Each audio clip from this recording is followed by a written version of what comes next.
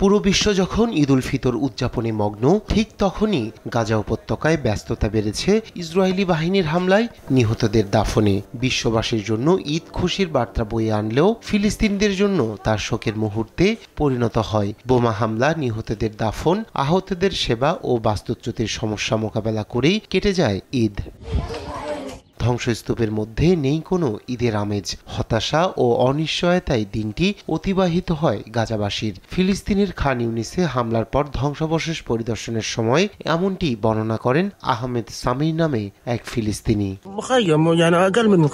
আমাদের কোনো ঈদ নেই, বিশ্বের সবাই ঈদ উদযাপন করছে, কিন্তু আমরা শহীদদের দাফন, আহতদের সেবা ও বোমা হামলার মধ্যেই দিনটি অতিবাহিত করেছি।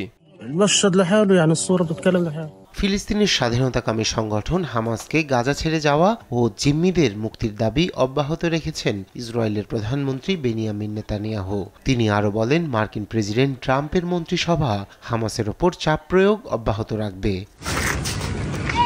গেল 18 মার্চ গাজায় পুনরায় হামলার পর শত শত মানুষ নিহত হন। এছাড়াও বাস্তুচ্যুত হয় বহু মানুষ। ফিলিস্তিনি স্বাস্থ্য মন্ত্রণালয় বলছে, ইসরায়েলি আগ্রাসনে এখন পর্যন্ত 50,000 মানুষ নিহত হয়। এ অবস্থায় গাজায় ঈদ উদযাপন যেন এক অবাস্তব কল্পনা। নিউজ ডেস্ক, দেশ টিভি।